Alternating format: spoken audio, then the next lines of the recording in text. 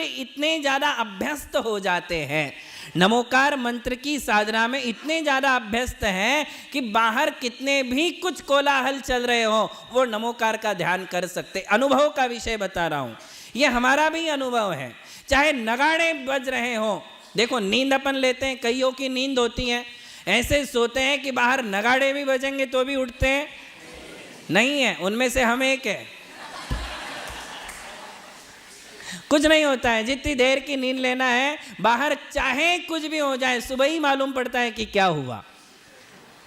तो वैसे ही एक अभ्यास नमोकार के साथ, नमोकार प्रणिधान, नमोकार ध्यान, नमोकार का उच्चारण करने में इतना अभ्यास कर लो, बाहर कितना भी बड़ा कोलाहल हो, कितनी भी बड़ी आवाज थिएटर की हो, तो भी मैं नमोकार के साथ अपने मन को जोड़ सकती हूँ, जोड़ सकता हूँ। ये एक अभ्यास का विषय है। अभ्यास करना सीखो। क्या करना है?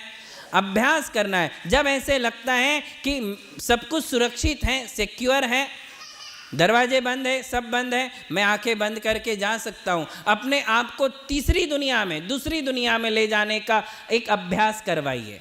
दूसरी नहीं, तीसरी।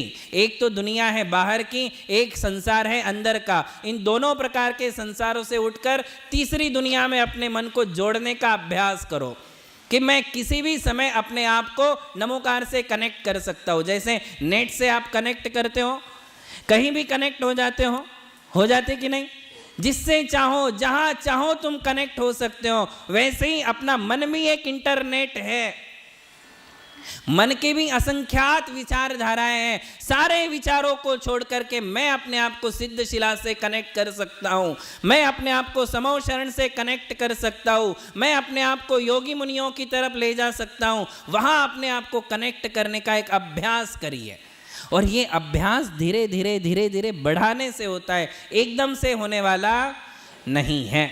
पहले ही दिन यदि तुम 1000 कपाल भांति करने की सोचोगे तो होने वाला, पहले 100 कपाल भांति करो, 200 करो, 300 करो, धीरे धीरे बढ़ाओगे तो 1000 कपाल भांति कर पाओगे, नहीं तो यहीं सांस अटक जाएगी, है कि नहीं? तो ये अभ्यास करना है। इसे कहते हैं पुण्यानुबंधी पुण्य। क्या कहते हैं? पुण्यानुबंधी पुण्य। और चौथी बात है पुण्यानुबंधी पाप। वही बात है, पाप कर्म के उदय से हम बड़े दुखी हो जाते हैं, बीमार हो जाते हैं, अस्वस्थ हो जाते हैं, बेचैन हो जाते हैं, टेंशन ही टेंशन आ रहा है। ऐसे समय भी हमारे लिए आर्त ध्यान नहीं करना है। किसी ने हमारे लिए कुछ बोल दिया है, बोल दिया, छोड़ दो, भूल जाओ उस चीज को।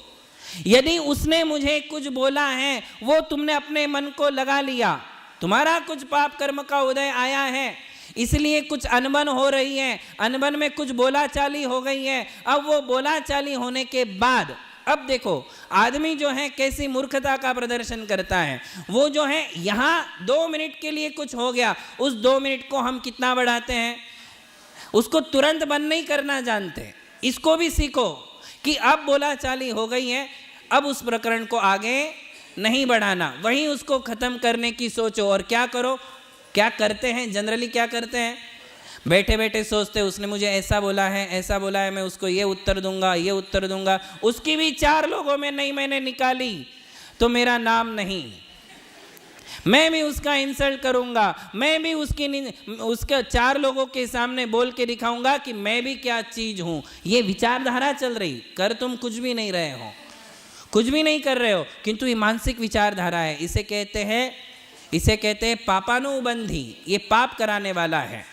किसी ने कुछ भी बोल दिया है तो भी अपन ने क्या सोचना, मैं अभी तुरंत उसके पास जाकर बोल दूंगा, भैया क्षमा भाव धारण करना, मेरे से गलती हो गई। ऐसा यदि सोचोगे तो क्या होगा, पुण्यानुबंधी। देखो पुण्य और पाप, मैंने आपको कहा था जितना पुण्य मन से हो सकता है उतना वचनों से और शरीर से होने वाला, और जितना पाप मन से हो सकता है उतना शरीर और वचनों से होने वाला नहीं है। मन से यदि हम 1000% पाप करते हैं तो वचनों से हम 100% भी नहीं करते, शरीर से 10% भी नहीं कर पाते हैं। मन से बहुत ज़्यादा पाप और बहुत ज़्यादा पुण्य होता है। केवल अपने मन को संभालना है। किसको संभालना है? मन संभल जाएगा, वाणी भी संभल जाएगी, मन संभल जाएगा, व्यवहार भी संभल जाएंगे। यदि तुम्हारा मन शांत है तो तुम कभी गाली नहीं दे सकते हो। देखो ठंडे दिमाग से कोई गाली देता है, यदि गाली देना है तो क्या करना पड़ेगा? दिमाग गर्म करना पड़ेगा, अपने मन को वैसा थोड़ा सा सोचना पड़ेगा, मसाला लाना पड़ेगा। वो मसाला हम सोचेंगे, दिमाग गर्म होगा, फिर गाली दो पाओगे। ठंडे दिमाग से कोई गाली दे सकता नहीं है, इसलिए दिमाग को ही गर्म नहीं होने देना, मन को ही गर्म मत होने दो। अपने आप तुम्हारी वाणी भी मधुर हो जाएगी और व्यवहार भी मीठे हो जाएंगे। इसे कहते हैं पुण्यानुबंधी। मन से पुण्य, वचन से पुण्य और शरीर से पुण्य, और चौथा है धन से पुण्य। चारों से पुण्य कर्म का बंद करना। चाहे कितने भी दुख हो, कितने भी दर्द हो, कितनी भी परेशानी हो, पाप कर्म के उदय से समस्याएं सामने हैं, किंतु फिर भी मेरा मन कहाँ जा रहा है? मंदिर की ओर। कई लोग दुखों के दिनों में बड़े धैर्य का परिचय देते हैं। बहुत ज़्यादा आर्थिक समस्याएं घेर रखी है, कर्जा बढ़ रहा है, किंतु आत्महत्या के विचार नहीं करते हैं। यदि आत्महत्या कर ली तो क्या हो जाएगा? महान पाप कर्म का बंध, पापानुबंधी पाप हो जाएगा। किंतु ऐसे समय में वो सोचता है कि छोड़ो, जो होगा सो होगा, भगवान की शरण में जाता हूँ। वो 16 शांति विधान कर डालता है, 16 दिन का शांति विधान कर लेगा, या कोई भी विधान कर लेगा, भगवान की आराधना कर लेगा, सिद्ध चक्र विधान कर लेगा। वो सोचता है कि मेरा समय गलत चल रहा है, हवाएं प्रतिकूल चल रही हैं, सब तरफ से मैं जकड़ा हुआ हूँ। ऐसे समय में मेरे लिए केवल भगवान शरण है, ऐसे समय में केवल मेरे लिए धर्म शरण है। धर्म की शरण में जाऊंगा, कहीं ना कहीं किसी ना किसी प्रकार से समस्याओं का समाधान मुझे मिल जाएगा। ऐसी सोच जो है उसे कहते हैं पुण्यानुबंधी पाप। क्या कहते हैं? पाप का अर्थ क्या लेना यहाँ? पिछले पाप कर्म के उदय से मैं दुखी हूँ, मैं परेशान हूँ, मैं चिंताग्रस्त हूँ, कहीं भी मार्ग सूझ नहीं रहा है। बीमारियों से मैं दुखी हूँ, बीमारियों का कई इलाज कर लिए, कई डॉक्टरों को दिखा लिए, तो भी अभी तक बीमारी का कोई समाधान मुझे नहीं मिल रहा है। तो मैं अब क्या करूँ? कुछ नहीं करना, रोना नहीं, आर्त ध्यान नहीं करना, शोक नहीं करना। यदि बीमारी में और शोक करोगे और दुख दर्द करोगे, रोगे, तो पापानुबंधी पाप हो जाएगा। मुझे वो ऑप्शन नहीं चाहिए। मैं क्या करूँगा? केवल नमो अरिहंताणम, नमो सिद्धाणम, नमो आयरियाणम, नमो उवज्जायणम, नमो लोय सवसावणम, निरंतर जाप देते जाओ। नमोकार मंत्र का निरंतर जाप दो, श्रद्धा पूर्वक दो, धैर्य पूर्वक दो, कहीं ना कहीं समाधान मिलेगा, कहीं ना कहीं मेरे दर्द शांत हो ही जाएंगे। ये श्रद्धा की बात है, ये भक्ति की बात है कि हमारे लिए फल मिलेंगे। आज नहीं तो कल, आज नहीं तो कल मेरे लिए समाधान मिलेगा, किंतु मिलेगा ही मिलेगा। प्रभु की भक्ति फल देगी, आज नहीं तो कल देगी, जीने को संबल देगी। फल कल मिलेगा, आज क्या मिल जाएगा? सहारा मिल जाएगा, संबल मिलेगा, सांत्वना मिलेगी। इसलिए दुखों के दिनों में कभी हमारे लिए टेंशन नहीं लेना चाहिए, परेशान नहीं होना चाहिए, कुदेवों के पास नहीं जाना चाहिए, मिथ्यात्व की शरण में नहीं जाना चाहिए। लोग भरमाने की चेष्टाएं करेंगे, यहाँ चला जा, वहाँ चला जा, झाड़ा पुकी कर ले, उसके पास जा जा, तेरा सब ठीक हो जाएगा। किंतु मैं मिथ्यात्व की शरण में नहीं जाऊँगा। चाहे कितनी भी तंगी आ जाए, चाहे कितनी भी परेशानी हो जाए, तो भी मैं कुदेवों की, कुगुरुओं की शरण में नहीं जाऊंगा। मैं तो अपना इलाज करूंगा तो केवल जैन धर्म से, जैन शासन से ही मैं अपना इलाज करूंगा। इसके अलावा मैं किसी की शरण में जाने वाला नहीं हूं। इसे कहते हैं पुण्यानुबंधी पाप। होने दो, निरंतर किसी के एक दिन नहीं रहते हैं, दिन बदलते हैं, हवाएं बदलती हैं, कभी उतार है तो कभी चढ़ाव भी आता है। आज पाप का उदय तो कल पुण्य का उदय अवश्य आएगा, किंतु उतनी देर तक मुझे पेशेंस रखना है। क्या रखना है? धैर्य रखना है, धैर्य नहीं छोड़ना। धैर्य यदि खो दिया तो समझ लो सब कुछ चला गया। फिर हम कुछ भी करने के लिए राजी हो जाते हैं, कुछ भी उल्टा सीधा काम करने लग जाते हैं, किंतु उससे मेरा मार्ग निकलने वाला नहीं है। तो पुण्यानुबंधी पाप ये चौथा ऑप्शन है और इसका अर्थ केवल इतना ही है कि पाप कर्म के उदय में छोटे बड़े कितने भी कड़वे फल मिले, किंतु उन कड़वे फलों में भी मैं धर्म की शरण कभी छोड़ूंगा नहीं, पुण्य करता ही रहूंगा, करता ही रहूंगा, करता ही रहूंगा। इसे कहते हैं पुण्यानुबंधी पाप। इस प्रकार ये 4 ऑप्शन हुए हमारे लिए। अपने जीवन में केवल 2 से बचना है और 2 को स्वीकार करना है, 2 की शरण में रहना है। पापानुबंधी पाप, पापानुबंधी पुण्य, दोनों मुझे नहीं चाहिए। पुण्यानुबंधी पुण्य हो या पुण्यानुबंधी पाप हो, दोनों की शरण में मैं अवश्य जाऊंगा। पापानुबंधी पाप और पापानुबंधी पुण्य का फल है नरक गति, तिर्यंच गति, कुभोग भूमि, निगोदिया पर्याय। ये किसका फल है? पापानुबंधी पाप और पापानुबंधी पुण्य, इन दोनों का फल अशुभ है। कुनरो तीर्यो हवेई नेरयो, नरक गति में जाएगा, तिर्यंच में जाएगा। पुण्यानुबंधी पुण्य और पुण्यानुबंधी पाप, दोनों का फल क्या है? स्वर्ग है, मोक्ष है, मनुष्य गति है, उच्च गोत्र है। ये पुण्यानुबंधी पुण्य का फल होता है। इसलिए दोनों को मैं जीवन पर्यंत के लिए स्वीकार करता हूँ। और जो पाप मेरे द्वारा हो रहे हैं वो मैं मन से नहीं कर रहा हूँ, वो मुझे करना पड़ रहा है। व्यापार करना मेरी मजबूरी है, बिजनेस करना, जॉब करना, पैसे कमाना, रसोई करना, घर का मेंटेनेंस करना, परिवार चलाना मेरी मजबूरी है। मेरा मन तो धर्म में है। कहाँ है? देखो, एक सम्यक दृष्टि जीव की सोच बता रहा हूँ। वो घरेलू कार्य कर रहा है तो वो उसको क्या समझता है? मजबूरी है, गृहस्थ दशा है। जब तक ये गृहस्थ दशा है तब तक ये मुझे करना पड़ेगा, करना पड़ रहा है। किंतु धर्म मुझे करना नहीं पड़ता, मैं करता हूं कि करना पड़ रहा है। जबरदस्ती मंदिर जाना पड़ रहा है। ये सौभाग्य नहीं, दुर्भाग्य है। क्या है? कि जबरदस्ती मैं मंदिर जा रहा हूं, जबरदस्ती मैं प्रवचनों में जा रहा हूं, समाज का लिहाज रखने के लिए मैं जा रहा हूं, घर के लोग फोर्स करते हैं इसलिए मैं जा रहा हूं। तो समझ लो कि ये तुम्हारा सौभाग्य नहीं है, जो तुम्हें धर्म करना पड़ रहा है। इतना भारी पड़ रहा तुम्हें, इतना ज़्यादा हेवी लगता है तुम्हें धर्म, जो जाना पड़ता है, सुनना पड़ता है, करना पड़ता है, दान देना पड़ रहा है। कई लोग बोलते कि मुझे बहुत देना पड़ता है महाराज। बोला क्यों देना पड़ता है? बोले अपने गांव के लोग हैं, गांव के लोग आए हैं, मांगने के लिए आए हैं, नहीं देंगे तो क्या बोलेंगे, इसलिए देना ही पड़ता है। ले जाओ भाई, ले जाओ, मंदिर के लिए ले जाओ, पंच कल्याणक के लिए ले जाओ, या साधु आए हैं तो उनके लिए ले जाओ। क्या बोलते हैं? देते भी हैं और देने के बाद क्या बोलते हैं? मुझे तो उतना देना पड़ा, मुझे तो इतना करना पड़ा। गए भैंस पानी में, गई भैंस पानी में। देने के बाद तुम कह रहे हो कि देना पड़ा, करना पड़ा, तो उससे क्या होगा? हमारा किया कराया चला गया।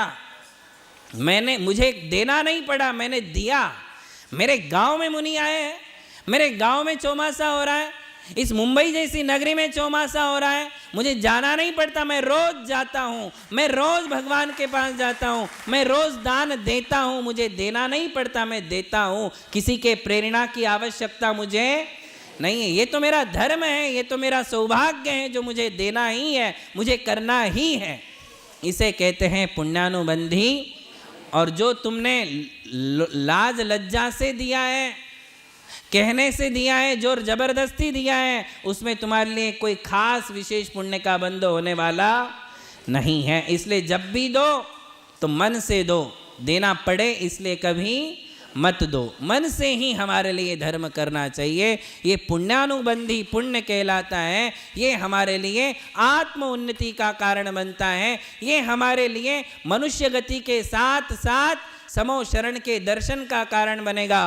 पुण्यानुबंधी पुण्य से ही हम मूर्ति से लेकर सीधे साक्षात तीर्थंकर तक पहुंच जाएंगे। आज तो मंदिर के दर्शन कर रहे हो, आज और पुण्य करोगे तो अगले जन्म में साक्षात तीर्थंकरों के दर्शन हमारे लिए मिल जाएंगे। आज हमारे लिए ऐसे मुनियों के दर्शन हो रहे हैं, और पुण्य करोगे तो अगले जन्म में शुद्धोपयोगी मुनियों के भी दर्शन। और आज पुण्य कर रहे हो, खुद गृहस्थ धर्म का पालन कर रहे हो, यही पुण्य एक दिन तुम्हारे लिए साधु धर्म का पालन भी करने के लिए तैयार कर देगा। ये पुण्यानुबंधी पुण्य है, इसकी शरण में हमें रहना चाहिए। एक अंतिम बात आज के क्लास की, ये विषय यहीं समाप्त हो जाएगा, और वो ये थी कि हमने कहा था कि एक विशेष बात आगम में मिलती है। पुण्यानुबंधी पुण्य किसे कहते हैं? तो शास्त्र में लिखा है कि सम्यक दर्शन के साथ जो धर्म किया जाता है वो पुण्यानुबंधी पुण्य है। क्या कहा? सम्यक दर्शन के साथ। सम्यक दर्शन का मतलब क्या है? आस्था के साथ, सच्ची श्रद्धा के साथ, मिथ्यात्व का त्याग करके जो पुण्य किया जाएगा वो कौन सा पुण्य है? पुण्यानुबंधी पुण्य है। यदि हम मिथ्यात्व की ओर भी जाते हैं और ये भी मार्ग अपनाते हैं तो पुण्यानुबंधी पुण्य होने वाला नहीं है। जिस पुण्य के करने में मेरी आत्म कल्याण का उद्देश्य है, जिस पुण्य के करने में दिखावा नहीं है, जिस पुण्य के करने में केवल इज्जत और प्रतिष्ठा की बात नहीं है, जिस पुण्य के करने में पाप कर्मों की निर्जरा, पुण्य कर्म का संचय और आत्मा का कल्याण, ये आत्म कल्याण का हेतु है, उसे सम्यक दृष्टि के द्वारा होने वाला पुण्यानुबंधी पुण्य कहते हैं। और जो मिथ्या दृष्टि होता है, जिसने अभी तक मिथ्यात्व का त्याग नहीं किया है, वो कितना भी पुण्य करे फिर भी उसके लिए वो पुण्यानुबंधी पुण्य मिलता नहीं है, क्योंकि उसके द्वारा जो पुण्य कमाया जाएगा वो पुण्य उसके लिए संपत्ति तो देगा, किंतु संपत्ति में वो आसक्त हो जाएगा, संपत्ति में और फंस जाएगा और वो कभी त्याग मार्ग अपना नहीं सकता है। इसलिए मिथ्या दृष्टियों के द्वारा जो होता है वो पापानुबंधी पुण्य है, और सम्यक दृष्टियों के द्वारा जो होता है वो पुण्यानुबंधी पुण्य है। धर्म स्नेही बंधुओं, जितना ज़्यादा सरल हो सकता था उतना ज़्यादा सरल करके हमने ये विषय आपके सामने रखा है। हमारे लिए अपने जीवन में क्या करना चाहिए, क्या नहीं करना चाहिए, ये शिक्षा इस विषय से ज़रूर ही लेना चाहिए। हमें पापों से बाज आना चाहिए, पापों से हमारी सुरक्षा करना चाहिए और निरंतर धर्म की शरण में रहना चाहिए। तो ये विषय सीखना हमारे लिए सार्थक हो जाएगा। आप लोग ये कार्य अवश्य करें। महावीर भगवान की।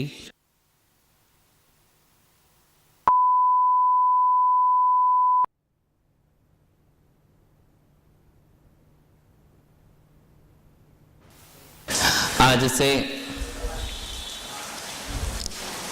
हम नया प्रकरण प्रारंभ करेंगे और हमारे इस लेसन का नाम है जप करने की विधि। माला कैसे फेरना चाहिए।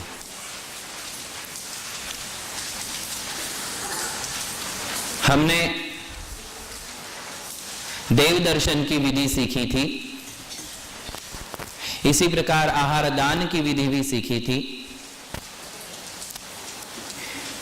क्रियाओं में विधि की बहुत आवश्यकता होती है। यदि विधि पूर्वक हम धार्मिक अनुष्ठान संपन्न नहीं करते हैं तो फलों में तरतमता आ जाती है। जैसे फल हमें लगना चाहिए, मिलना चाहिए, वैसे फल हमारे लिए नहीं मिलते हैं। ये पूर्व में हम आपके लिए बता चुके थे। दूध में घी है, किंतु दूध में से आप ऐसे ही घी नहीं निकाल सकते हो। घी दूध के अंदर ही है, बाहर से नहीं आएगा, अंदर से ही बाहर आएगा। किंतु क्या दूध में से यदि आपका बेटा पूछे कि माँ यदि दूध में ही घी है तो मुझे निकाल के बता, तो क्या आप निकाल के बता सकते हो?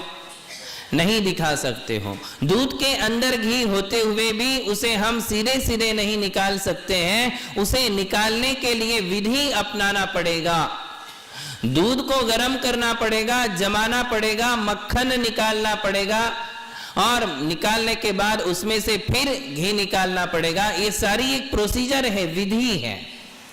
बीज में फल है, बीज में पेड़ है, फल है, किंतु बीज में से सीधे सीधे फल मिलने वाला नहीं है। उस बीज के लिए बोना पड़ेगा, खाद पानी देना पड़ेगा, उसको धूप दिखानी पड़ेगी, उसको समय पर बरसात भी लगेगी। ये सारी प्रोसीजर अपनाते हुए उसके पहले बीज को उपजाऊ जमीन में भी तो बोना पड़ेगा। किसी भी जमीन में बो दोगे तो नहीं मिलने वाला। तो उपजाऊ जमीन भी चाहिए। ये सारी बातें जब इकट्ठी होती हैं और विधि अपनाई जाती है, विधि पूर्वक चलेगा किसान तो फसल ला सकता है, नहीं तो उसको फसल मिलने वाली। बस देख लीजिए आप, सारी मेहनत पर पानी फिर जाता है यदि वो क्रम से काम नहीं करता है, विधि से काम नहीं करता है, तो उसकी सारी 4 महीने की मेहनत बेकार हो जाती है। इसलिए उसको विधि पूर्वक चतुरता से, बुद्धिमानी से काम करना होता है, ध्यान देकर के सावधानी से काम करना होता है। यही बात आप धार्मिक क्रियाओं में लगा लीजिए। हम 2-2, 3-3 घंटा क्रियाओं के लिए दें और उसका फल हमें नहीं मिले तो ये बहुत ही दुख की बात हो जाती है। तो हमारे लिए क्रिया तो करना ही है, दर्शन करना है, किंतु कैसे? विधि पूर्वक। आहार देना है, किंतु कैसे? अभिषेक करना है विधि पूर्वक, पूजन करना है विधि पूर्वक। विधि अपनाते हुए ही सारे काम हमारे लिए करना चाहिए। बिना विधि के कोई भी काम संपन्न नहीं हो सकते हैं, कार्य में सफलता नहीं मिल सकती है। माला करने की भी विधि होती है। देखिए, भगवान की आराधना 5 प्रकार से की जा रही है। सबसे पहले दर्शन क्रिया से हम भगवान की आराधना करते हैं, देव दर्शन विधि। फिर हम करते हैं भगवान का स्नपन, फिर करते हैं पूजन, फिर करते हैं स्तवन और फिर करते हैं जप। ये 5 प्रकार भगवान की आराधना के हैं। कितने हो गए? कौन से 5? सबसे पहले भगवान के दर्शन, दूसरा है स्नपन, स्नपन यानी अभिषेक, तीसरा है पूजन, चौथा है स्तवन, स्तवन यानी स्तोत्र पाठ, कैसे स्तोत्र पढ़ना चाहिए, और 5वां भेद है जप, और जप का चरम प्रकार होता है ध्यान। जप की चरम सीमा होती है ध्यान, किंतु हमें जप करने की विधि भी आना चाहिए। हम माला तो फेरते हैं किंतु विधि से नहीं फेरते हैं। जैसे बने तैसा हम माला ले लेते हैं। मंदिर में से आए, दर्शन किए, दर्शन भी ठीक ठाक से किए, नहीं किए, कोई भी एक माला उठा लिए और किसी भी अंगुली पर ले लिए और बस फेरते गए। इधर उधर देख रहे, माला चल रही है, माला घूम रही है, घूम रही है, घूम रही है कि नहीं? और ऐसा करने से उसका फल हमारे लिए नहीं मिलता है। हम किसी भी दिशा में मुंह करके बैठ जाते हैं, जहां जगह मिली वहां बैठ जाते हैं, जो भी माला मिली वो माला ले लेते हैं। कोई ऐसे फेरता, कोई ऐसे फेरता, जिसको जैसा समझ में आया वैसे आप माला करने लग जाते हो। मंत्र भी शुद्ध नहीं पढ़ते हो। माला करने की विधि में इन सारी बातों का ध्यान रखना बहुत जरूरी है। रोज 1 माला करो, 10 माला की जरूरत नहीं है, किंतु 1 माला से 1 उपवास का फल मिलता है। कहा है कि नमोकार मंत्र की 1 माला जो विधि पूर्वक फेरता है, उसे 1 उपवास करने से जो पुण्य होना चाहिए वो पुण्य केवल 1 माला करने से होता है। और ऐसी 10 माला करोगे तो दशलक्ष्मण जी के 10 उपवास हो गए, है कि नहीं? सच्ची में उतना फल मिलता है, किंतु हमारे लिए वैसे तरीके से माला फेरनी पड़ेगी। माला तो लगभग दिगंबर जैन समाज का हर आदमी, हर महिला माला फेरती है। कम लोग मिलेंगे जो माला नहीं करते हो, बहुत कम, किंतु अधिकतम लोग माला फेरते हैं, किंतु माला तरीके से नहीं फेरते हैं, उच्चारण सही नहीं करते हैं। तो इन सारी बातों का ध्यान अब माला करने में हमारे लिए रखना होगा कि माला क्यों करते हैं, किस लिए करते हैं, किस उद्देश्य से माला कर रहे हो। उद्देश्य भी तो होते हैं, उद्देश्य अलग अलग होते हैं माला करने में भी, और उद्देश्य के अनुसार मंत्र बदल जाते हैं, दिशा बदल जाती है, आसन बदल जाता है, माला का कलर बदल जाता है, कौन सी अंगुली से करना है वो अंगुली बदल जाती है। यथा उद्देश्य, तुम्हारा उद्देश्य क्या है, हेतु क्या है? कुछ भी नहीं है, केवल एक तो होगा कि मुझे शांति चाहिए, शांति तो होगी, अंतिम उद्देश्य सबका एक तो होगा कि मुझे शांति चाहिए। नहीं होगा, कम से कम ये तो होगा कि मुझे मोक्ष चाहिए, मुझे आत्मा का कल्याण करना है। निरर्थक कोई भी काम नहीं करता है, निष्प्रयोजनीय कोई भी काम नहीं होता है, निरुद्देश्य कोई भी काम नहीं होता है। यदि आप कहो कि नहीं मेरा कोई उद्देश्य नहीं है, मैं तो ऐसे ही घुमा रहा हूं, तो जो निरुद्देश्य है उसे संसार में मूर्ख माना जाता है। क्या माना जाता है?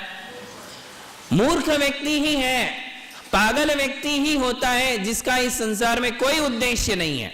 जैसे जो मंद बुद्धि लोग होते हैं, मति ज्ञानावरण कर्म के उदय से जो मंद बुद्धि हैं, जिन्हें पागल कहा जाता है, उनके जीवन जीने का कोई उद्देश्य है?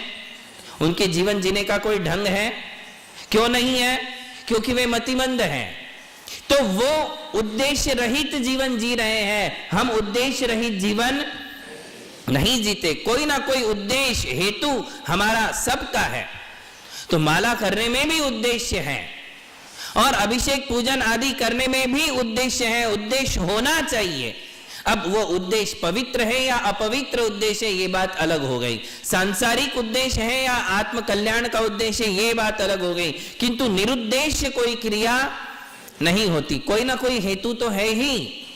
और सबसे ज्यादा अधिकतम चाहिए हमें शांति। क्या चाहिए? शांति के लिए भी यदि माला करना है तो उसकी विधि है। आप ये कहोगे कि मुझे धन नहीं चाहिए, बच्चा नहीं चाहिए, संसार की कोई चीज नहीं, मुझे तो शांति चाहिए। और शांति के लिए क्या, मुझे कौन सी माला और कौन सी आसन और कौन सी अंगुली? किंतु आचार्यों ने कहा कि शांति कर्म के लिए भी एक विधि है कि कौन सी अंगुली से जाप करोगे, कौन से कपड़ों में जाप करोगे, कौन सी दिशा में मुंह करके जाप करोगे, ये सारी बातें माला करते समय ध्यान रखना परम आवश्यक है। अथवा वो माला तुम्हारे लिए कोई फल देने वाली, फलदायिनी नहीं होगी। हाँ, उतना समय आपका अच्छा गया। क्या हो गया? उतने समय के लिए सामान्य पुण्य कर्म का बंद हो गया कि आपने इधर उधर समय नहीं दे करके मंदिर में समय दिया है, तो उतनी बात अच्छी है। बाकी उसका कोई विशेष फल मिलने वाला नहीं है। तो विशेष फल हमें सबको चाहिए है, तो विशेष फल के लिए हमारे लिए माला करना है, किंतु विधि पूर्वक करना है। कैसे करना है? विधि पूर्वक ही हमारे लिए वो माला करनी है। तो माला क्यों करते हैं? माला का नाम है जप। क्या कहते हैं इसको? माला तो उसको कहते हैं जो हम फेर रहे। किसे कहते हैं? जिसे हम फेरते हैं उसे माला कहते हैं। एक्चुअली इस क्रिया को क्या कहते हैं? जप। उसको धीरे धीरे लोग जाप बोलने लग गए, जाप। एक्चुअली नाम क्या है? जप। जप जप किसे कहते हैं? क्यों करते हैं जप? जप का क्या फल है? तो जप के लिए एक वाक्य संस्कृत आचार्यों ने लिखा और संस्कृत में आया कि जकारो जन्म विच्छेदः पकारो पाप नाशनम। क्या कहा? जकारो जन्म विच्छेदा। बोलो, जकारो जन्म विच्छेदा पकारो पाप नाशनम। जप, जप इस शब्द में दो अक्षर है, एक ज और एक प। तो ज शब्द का, ज अक्षर का अर्थ कह रहे हैं जकारो जन्म विच्छेदः। जन्म विच्छेदा यानी जो हमारी जन्म मरण की परंपरा को नष्ट करता है। ये ज शब्द का अर्थ है, ज अक्षर का अर्थ है। जप में से ज का अर्थ क्या है? जो हमारी जन्म मरण की श्रृंखला को तोड़ता है। जन्म विच्छेदा, जन्म नहीं होगा तो मरण कहां से होगा? जिसका जन्म ही नहीं होगा उसका मरण हो सकता क्या? जो जन्मता है वो मरता है। किंतु इस संसार में जन्म कौन नहीं लेते? अरिहंत और केवल दो परमेष्टि हैं, दो ही आत्माएं हैं जो जन्म नहीं लेती हैं, इसलिए उनका मरण भी नहीं होता है। तो जन्म विच्छेदा शब्द का अर्थ हो गया जिससे हमारी जन्म मरण की श्रृंखला टूटती है, अर्थात जिससे हमें एक दिन अरिहंत और सिद्ध भगवान का पद मिलेगा। एक दिन अरिहंत और सिद्ध भगवान जैसी शुद्ध अवस्था हमें मिलेगी। ये किसका अर्थ हुआ? जो।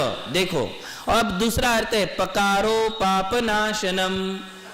प का मतलब है जिससे हमारे पापों का। जप शब्द का दो अर्थ हो गए। जप शब्द के पहला अर्थ क्या हुआ? जन्म मरण की श्रृंखला टूटती है, अर्थात हमें अरिहंत और सिद्ध पद की प्राप्ति होगी, अर्थात हमें आत्मा के अनंत सुख की प्राप्ति होगी। ये पहला फल है। और दूसरा फल कहते हैं पाप नाशनम, हमारे पापों का नाश होगा, अर्थात जिन पाप कर्मों के कारण मैं दुखी हूं, जिन पापों के कारण मैं गरीब हूं, जिस पाप कर्म के कारण मैं बीमार हूं, जिस पाप कर्म के कारण परिवार में अशांति है, जिस पाप कर्म के कारण संसार की सुख सुविधाएं नहीं है, वो पाप कर्म उससे नष्ट होते हैं। मतलब आप समझ रहे होंगे कि जप करने से दो फल मिले हैं। एक है आत्मा का अनंत सुख, और वो मिलने के पहले क्या मिलेगा? संसार के सुख। क्या मिलेंगे? देखिए कितना बड़ा रहस्य इस जप शब्द में छुपा हुआ है। जप शब्द के दो फल बता दिए। एक तो है आत्मा का अनंत सुख, शाश्वत सुख, सिद्ध भगवान का सुख, वो भी मुझे एक दिन मिलेगा, और जब तक वो नहीं मिलता तब तक मुझे क्या मिलते रहेंगे? संसार के सुख। देखो जब तक हमारी गाड़ी नहीं आती है तो हम उस गाड़ी के लिए वेट करते, बस नहीं आ रही है, ट्रेन नहीं आ रही है, या फ्लाइट अभी तक लैंड नहीं हुई है, तब तक हम क्या करते? वेट करते। वेट कहाँ करते जी? धूप में खड़े खड़े होकर करते कि छांव में खड़े होकर? और छांव के बिना भी यदि कोई एसी कंपार्टमेंट होगा तो वहां जाकर बैठ जाओगे कि भाई जब फ्लाइट आने ही वाली है तब तक मैं समय कहाँ गुजारूं? मूर्ख व्यक्ति होगा जो धूप में खड़ा रहेगा। चिलचिलाती धूप में खड़े रह करके तुम फ्लाइट का वेट करोगे, या छांव में खड़े होकर के फ्लाइट का वेट करोगे? किस में खड़े रहोगे? छांव में। और उससे बेटर सुविधा होगी तो उसमें जाकर के तुम वेट करोगे। तो वेट तो कर रहे हैं, किंतु कहां खड़े और बैठ करके वेट कर रहे हो, इसका बड़ा महत्व है। बस इसी प्रकार से जब तक हमारी मुक्ति श्री रूपी जो एरोप्लेन है वो लैंड नहीं होती है। कौन सी एरोप्लेन? मोक्ष महल में ले जाने वाली एरोप्लेन जब तक लैंड नहीं हो रही है तब तक हम संसार के कष्टों में जिएंगे या संसार के सुखों में जिएंगे? सुखों में। तो संसार में 4 गति हैं, नरक गति, तिर्यंच गति, मनुष्य गति और देव गति। कहां रहना ज्यादा बेटर है? जब तक मोक्ष नहीं मिलता तब तक नरकों में समय गुजारोगे। वेट कहां करोगे? नरकों में बैठ करके, या जानवर की पर्याय में वेट करोगे, या मनुष्य पर्याय में, या देव पर्याय में? कहां वेट करेंगे हम? या तो मनुष्य पर्याय में वेट करेंगे, या तो कब तक वेट करोगे? जब तक वो वाली फ्लाइट लैंड नहीं हो रही है। कौन सी फ्लाइट? जो मोक्ष ले जाने वाली फ्लाइट है, वो जब तक लैंड नहीं होती है, मतलब जब तक अरिहंत और सिद्ध अवस्था नहीं मिलती है तब तक हम उसका वेट कहां बैठ के करेंगे? या तो मनुष्य पर्याय में, या तो देव पर्याय में। कि नरकों में जाकर वेट करना है? नहीं करना है। तो इसलिए यहां कहा गया जप करने से 2 फल। एक फल तो है कि सिरे सिरे सिद्ध अवस्था, मोक्ष अवस्था, और वो जब तक नहीं मिलता है तब तक तुम्हारी माला तुम्हारे लिए कहां बनाए रखेगी? नरक नहीं जाने देगी, जानवर की पर्याय में नहीं जाने देगी, वो तुम्हें मनुष्य देव, मनुष्य देव, मनुष्य देव, इन्हीं पर्यायों में तुम्हारे लिए सुरक्षित रखेगी। कौन रखेगी? सिर्फ माला ही मत पकड़ो अभी, अपनी तो माला के पीछे पड़ जाओगे। मतलब माला तो है ही, हर धार्मिक अनुष्ठान समझ लो, चाहे भगवान के दर्शन है, चाहे भगवान का अभिषेक है, पूजन है, भक्ति है, आराधना है, विधान है, पंच कल्याणक है, गुरुओं की सेवा है, ये माला है, ध्यान है, ये सारी क्रियाएं हमारे लिए जब तक मोक्ष नहीं मिलता है तब तक ये संसार में सुरक्षाएं देती है, सांसारिक सुविधाएं देती है। ये सुविधा देगी और सुरक्षा देगी। जब तक मोक्ष नहीं मिलता है तब तक सुविधा और सुरक्षा, ये 2 चीजें तुम्हारे लिए संसार में मिलती रहेगी। तो माला करने से ये 2 फल है। अंतिम फल है मोक्ष फल, और जब तक वो नहीं लगता तब तक क्या है हमारे लिए? संसार की सारी सुख सुविधाएं और सुरक्षा, ये फल मिलेगा। किससे मालूम पड़ा? ये ज से मालूम पड़ा मोक्ष का फल, और प से मालूम पड़ा संसार के सुख। क्योंकि पाप कर्म पाप नाशनम पकारो पाप नाशनम, प से पाप का नाश, और पाप का यदि नाश हो गया तो हम सुरक्षित हैं। पाप यदि हमारे पास नहीं है तो हमारे लिए सुविधाएं ही सुविधा है, सुविधा है, सुरक्षा है। इसलिए जप करने का फल समझ में आ गया सबको? आया? क्या मिला? बोलिए। जकारो जकारो जन्म विच्छेद, पकारो पाप नाशनम। कितनी बढ़िया बात बताई है। तो बोले जप से ये 2 बातें मिलेंगी, इसीलिए इसको जप कहते हैं। माला करने से हमारे लिए बहुत बड़े बड़े लाभ होते हैं, बस वो माला विधि से और एकाग्रता से होनी चाहिए।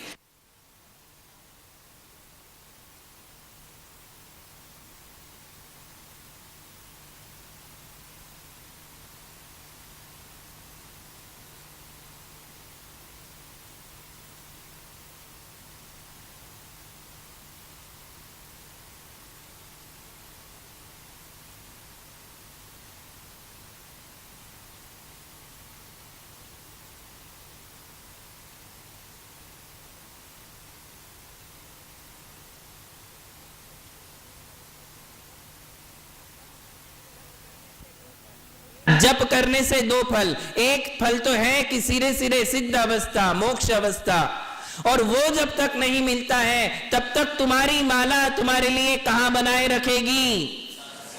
नरक नहीं जाने देगी, जानवर की पर्याय में नहीं जाने देगी, वो तुम्हें मनुष्य देव मनुष्य देव मनुष्य देव इन्हीं पर्यायों में तुम्हारे लिए सुरक्षित रखेगी।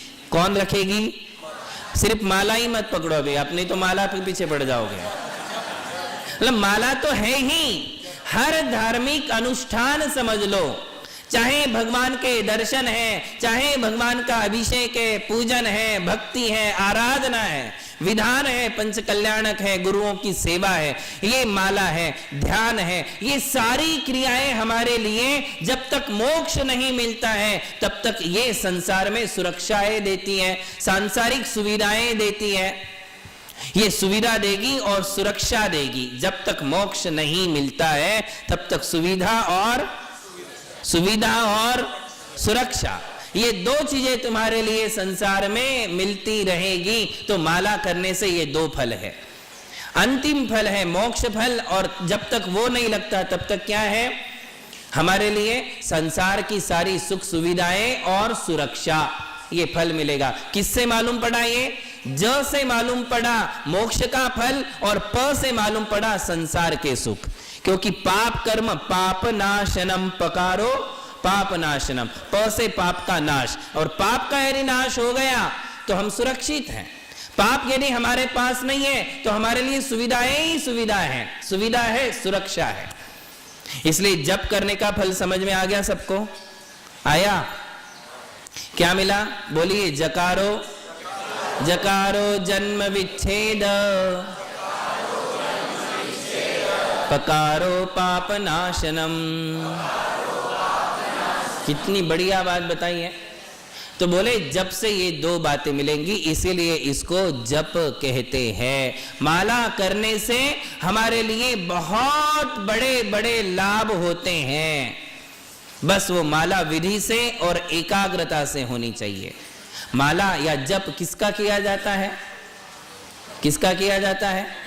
मंत्रों का। किसका किया जाता है? जप जो किया जाता है मंत्रों का, है ना। और मंत्राधीना देवता, मंत्र किसे कहते हैं? जिसके अधीन देवता लोग रहते हैं उसे मंत्र कहते हैं। मंत्र शब्द का अर्थ है, मंत्र का अर्थ है कि जिसके अधिष्ठाता देव होते हैं, और जो जपने वाला है यदि वो मंत्र का जाप कर रहा है तो देव लोग उसके अधीन हो जाते हैं। जाप करने वालों के लिए अदृश्य रूप से देवता लोग सहायता करते ही है। यदि उसने अनुष्ठान पूर्ण किया है, विधि पूर्वक जाप पूर्ण किए हैं, जितने जाप्य कहें, जिस रंग में कहें, जिस प्रकार से, जिस विधि से कहें, उस विधि से यदि उसने अनुष्ठान संपन्न किया है तो उसके अधीन देव लोग हो जाते हैं। अदृश्य रूप से वो उसकी सहायता करते हैं, सुरक्षा करते हैं। देवों से हमारी सुरक्षा होने लग जाती है, क्योंकि वो मंत्र के बीजाक्षर ही इतने पावरफुल होते हैं। हर बीजाक्षर के अधिष्ठाता देवगण होते हैं, चाहे ओम, ह्रीम, श्रीम, क्लीम, ब्लूम, ऐम, अरहम, ये सारे बीजाक्षर हैं, और हर बीजाक्षर का अधिष्ठाता देव है। ये सारे देव जप करने वाले के अधीन या उसके सहायक बन जाते हैं। तो जप करने से हमें कैसे सुरक्षा मिलती है? तो इस अदृश्य रूप से सुरक्षा मिलती है, और जो पुण्य संचित होता है उस पुण्य के कारण हमारे लिए सुविधाएं मिलती हैं, पाप नष्ट होते हैं। बताया था ना, पाप कर्म की कड़वाहट कम की जाती है। ये जो जप किए जाते हैं, जप करने से हमारे पाप कर्मों की कड़वाहट 100% कम होती है। बस श्रद्धा और आस्था का विषय है। किसका विषय है? श्रद्धा और आस्था का विषय है। यदि हमारे मन में श्रद्धा नहीं है, आस्था नहीं है, तो फल नहीं मिलेगा। और शंका है, संदेह है, होगा कि नहीं, होगा कि नहीं, मिलेगा कि नहीं, मिलेगा कि नहीं, ये संदेह यदि चल रहा है, मन डावाडोल है, तो करने के बाद भी मिलने वाला नहीं है, नहीं मिलेगा। उसमें एकाग्रता, श्रद्धा और निष्ठा चाहिए कि जो जाप मैं कर रहा हूं इसका फल होता ही है, मिलता ही है, किंतु फल की तरफ मेरी नजर नहीं है। नजर कहाँ है, ध्यान कहाँ है? जाप में है। किस में है? जप में है। और आपका ध्यान कहाँ है? फल में है। कहाँ ध्यान है? जप करते समय तुम्हारे मन में फल की बात चल रही है, क्या चाहिए, मिलेगा या नहीं, कब मिलेगा, कितने दिन लगेंगे, ये आकुलता तुम कर रहे हो। जितनी ज्यादा आकुलता करोगे उतनी ज्यादा देर लगेगी, फल जल्दी नहीं मिलेगा, मिलेगा ही नहीं। ऐसा होता है। एक साधक के पास एक साधक थे, बहुत ऊंचे साधक थे, संत थे। उनके पास एक व्यक्ति जाता है और वो व्यक्ति जाकर के कहता है कि महाराज साहब मुझे कोई ऐसा मंत्र बताओ कि मेरे लिए उसकी सिद्धि हो जाए। तो महाराज ने कहा मिलेगा, मंत्र देता हूं। बोले किंतु साथ में ये भी बता दो कि कितने दिन में सिद्धि हो जाएगी। तो महाराज ने कहा तेरे लिए जो है 10 साल में सिद्धि। बोले 10 साल में? इतना नहीं वेट कर सकता हूं। तो महाराज ने कहा अब तो तुझे 50 साल लगेंगे। क्या कहा?